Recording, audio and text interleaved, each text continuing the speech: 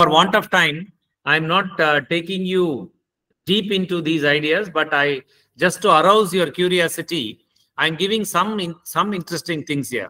I request you to read Mark Prensky. Mark Prensky is a very celebrated writer. He's a great author.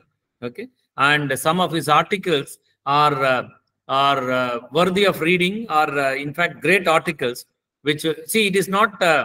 What do you teach? It's not botany or zoology or chemistry, Tamil, maths, sociology, English, language, literature.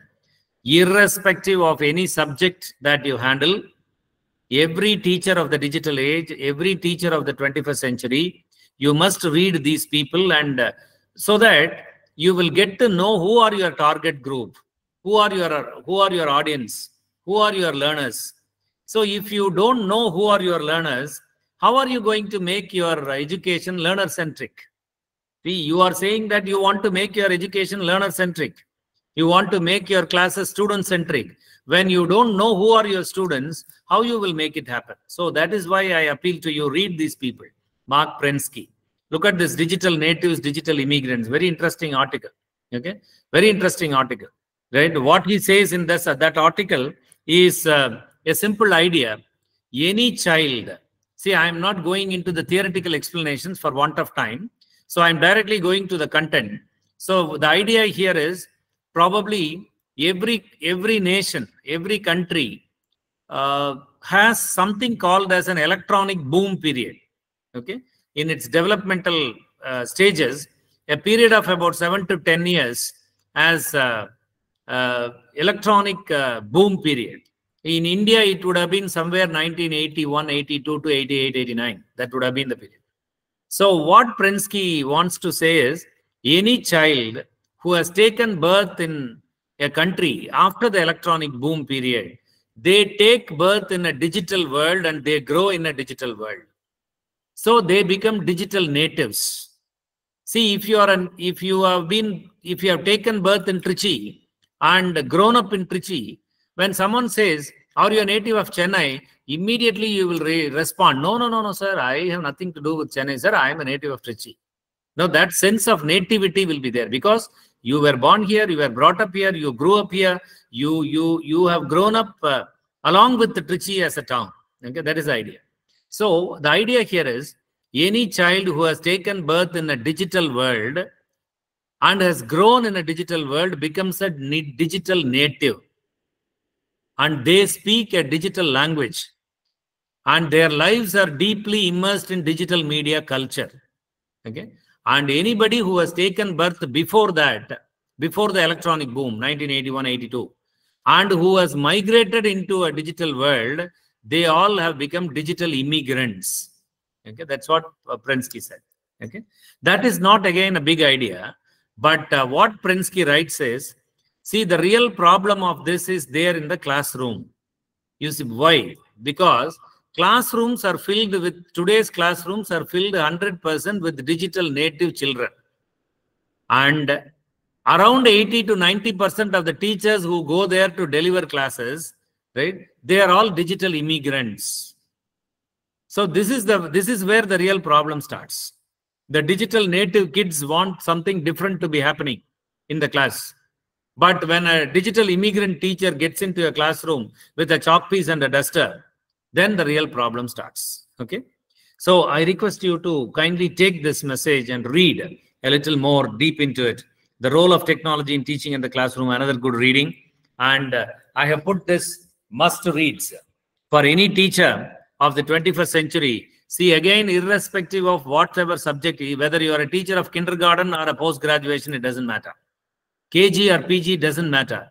See, a kindergarten teacher will use animation for teaching Baba Black Sheep, right? For teaching Hickory Dickory Dock, okay? And a PG teacher of chemistry will use animation technologies for teaching chemical bonding, okay? And covalent bond or other coordination compounds, that's all, okay? So it is the same animation, but the application differs. That is why I say, irrespective of whatever subject, whatever level you teach, you will have to read these people and get to know the nuances of digital age pedagogy. Okay. And Jukes and Anita, very interesting book, Understanding Digital Kids. And look at that, Palfrey and Gazer, understanding the first generation digital natives. Why you should understand the first generation digital natives? Because today the FDP will be over by 6:30. Tomorrow morning you will get into your class and you will see first generation digital natives sitting in your class. Are you going to have any boy or a girl born before 1981, 82 as your student? No, right? You're always going to have boys and girls born after 1985, 88, 86, 87, 88, 1990.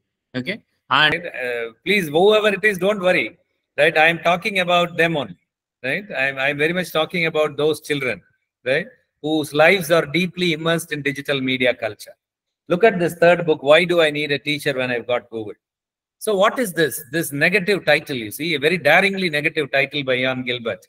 A little disturbing to any teacher like you and me, right? So what is this happening? Is Google replacing the guru here? Okay. Is it Google versus guru, right? No. Please understand, the book looks a little negative in its title, but the book is a very positive book where lots and lots of very valuable arguments as to why a teacher is needed in spite of Google. Okay. Even though Google is there, even though YouTube is there, even though learning management systems are there, even though mobile learning tools are there, even though artificial intelligence tools are there, why should teachers be there today? So what should the teachers be doing today? What should the teachers be doing today? Right? So that is the simple idea. Okay, right. So I myself have muted that mic. So what should the teachers be doing? So the simple idea here is you and I cannot afford to do the same thing our teachers did to us 25 years back. Okay. So our teachers gave us something, our teachers did something to us which we religiously accepted. But now it is 2024, right? So it is not 1980s, it is not 1990s, right? It is not even 2000s, right? It is 2025, 2024. Right? So you cannot simply do the same thing our teachers did to us, right? Why I say this is because some of the reports say that most of the teachers, not all, most of the teachers teach the same way they were taught by their teachers. You can do a small analysis. You will agree with this point. Most of the teachers teach the same way they were taught by their teachers. Okay. So, but you know, our teachers taught us long back. Right, and we have to deal with our different kids differently. So the digital age teacher is more like a teacher like this. It's a networked teacher, a teacher who has to network, who has to essentially join hands with some technology or the other. Right? No teacher can escape from collaborating with technologies. Everyone has to essentially join hands with technology, collaborate with technology, network with technology, and use some digital technologies, tools, gadgets, services for making our job of teaching better, making the students' job of learning better, right? Holistically making the education system better, right? Okay. And you know, this is the type of digital learning environments that exist today, right? So whether it is Sita Lakshmi Ramsay College, India, or USA's Temple University, or Japan's Hamamatsu, or Belgium's Center for Advanced Studies, right, in science. It doesn't matter. Every institution is only a click away. It's only just a 0 kilometer away, right? So at the click of a mouse, you can be there in any institution in the world, right? Okay. So that is the global, borderless digital environment that is prevailing, right? You see, right now, right, I see 230 people here in the meet. Not all are from Trichy, right? Some are from Trichy, some are from Madurai, some are from Uslambatti, some are from other places, right? So all of us are separated by distances, but there is an environment that connects all of us. Some of you sitting in Trichy, some of you sitting in other places, but all of us are connected on an environment. That is the digital learning environment that I'm talking about. Okay, and when it comes to the educational media, today we talk about edutainment media, right? Digital edutainment media. Why edutainment? A hybrid expression, because it is education plus entertainment. We are increasingly using entertainment media platforms like television, video, graphics, animation, multimedia, gaming, right? And all these things for education. All these were originally entertainment media platforms, now we are using them for education. So it becomes edutainment media, right? Okay. So that is the thing. So all that I would like to highlight, I talked about educational media, environment, teacher, and learner. Okay. So the 4 dimensions of digital age pedagogy. So now all that I would like to highlight here is every teacher now sitting in this meet today, we should master some ICT skills and utilize ICT for creating a new learning culture. See, the first part is almost over.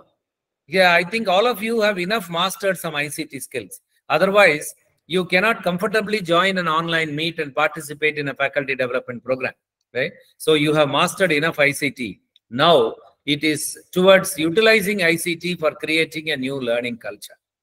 Creating a new learning culture for your students is something that only you can do. Your head of the department, your dean, your principal, registrar, vice chancellor, no, they cannot do. If an individual teacher inside the class, you think that you can create a new learning culture for your students, yes, it will happen. Otherwise, it will not happen. So I'll take a small example here, right? Maybe Dr. Vidya Rajaram is here. What do you teach, Ma, Vidya Rajaram?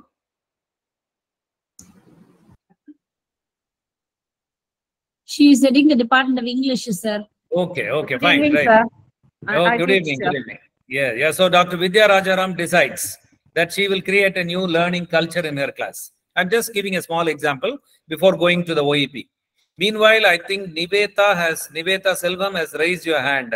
Your virtual hand is raised, madam. Is there anything that you want to clarify, or can I go ahead? Or is it sometimes by mistake also? Right? Okay. Yeah. So I'm just taking Dr. Vidya Rajaram as an example, right? So she goes and announces in the class that, you see, dear students, I have undergone an online FDP, right, in the evening hours these days. So I'm getting a lot of things new, and I'm a transformed teacher now. So I'm going to do something different here. So she announces in the class and she tells the students, see, I will go ahead with my chalk and talk of teaching grammar, poetry, drama, right, short stories.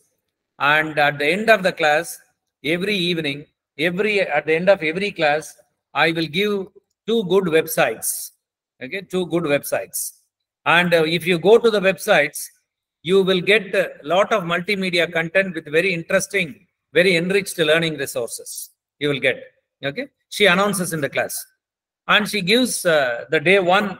She gives 2 websites in the class, right? And says that, you see, some students you can go and see. Okay, and the next day, 2nd day, 3rd day, 4th day, every day she gives two websites dealing with literature, language, grammar, very interesting, very beautiful multimedia, video content, interesting content. First 4 or 5 days, maybe Dr. Vidya Rajaram may not be in a position to see a lot of changes. But in the due course, it will slowly, things start moving.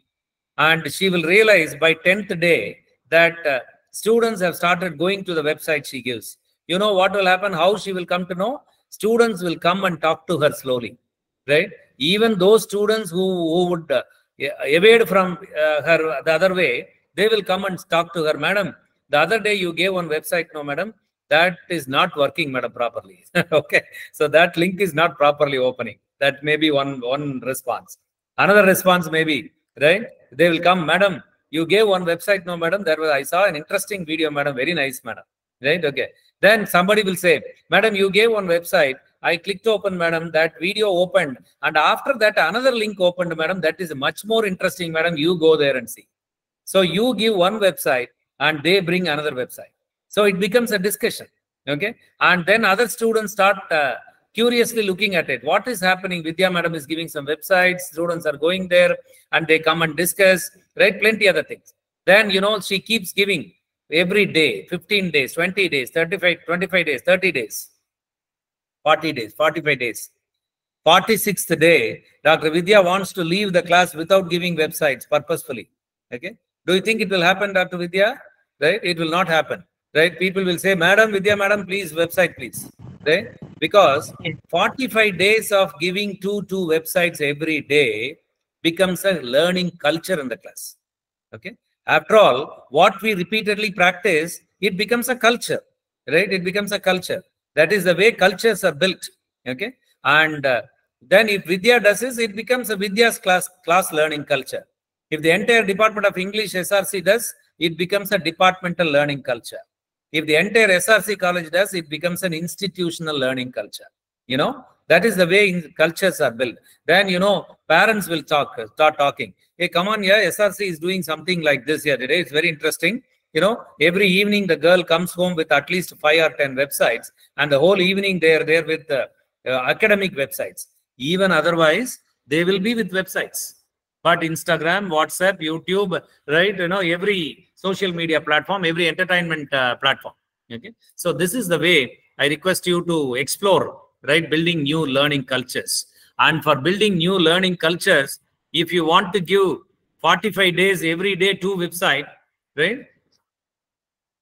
Some question I'm getting. I'll take the questions later also. Somebody is putting a question like, if students unable or not interested in visiting websites. So that is where I think, you know, the creativity of a teacher has to work, Dr. Kiran May, right? You'll have to sit for at least 1 hour and browse at least 20 websites to identify an interesting website, a creative website, a relevant website, which will make the student learn, which will be relevant and which will be interesting, right? So that is where I think that is the transformed role that teachers have to play. There are 2 concepts. I will come to that a little later. Content creator, teacher as a content creator, and the other one is teacher as a content curator. Okay, already enough content is there. You know, YouTube, Instagram, WhatsApp, plenty other platforms. I'm going to talk about that. Okay, so your job will be to explore these platforms, identify relevant resources, get them and give it to them, so that you will guide learning. You will help them learn through all these resources, right? So that is what is the point I would like to say. Rajalakshmi K has raised a hand. Is it for any question? Or else we will take it up right in the due course. So now what is important is, if you want to do this at least for 30 days, you should have 60 websites. Okay. So that is what I'm going to give you. How do you locate those open educational platforms resources, right? So coming to the brief explanation, OER. OER is all about content, resources and media available to you for free. The word open here stands for whatever content that is available to you for free. Free for what? Free for downloading, free for using, free for sharing, free for editing and modifying, and free for redistributing. All these things you can do free of cost legally. Okay. Nobody is there with a copyright over these materials. Okay. Nobody owns knowledge here. Nobody has the intellectual property right over this material. For instance, if a commerce teacher is here, you buy a book on business communication for 250 rupees, and inside the first page, you will have a capital C with a round over it and say publisher. That means the copyright is with the publisher. That means you cannot just like that even photocopy the entire book. You cannot do that without getting permission, because the intellectual property right is with the publisher. But with open content, with open educational resources, with open access materials, nobody is here claiming ownership over knowledge. It becomes knowledge for everyone. Okay, that's all, right? Nobody is here. So legally, one can download, one can use, one can share, one can edit and modify, and one can redistribute.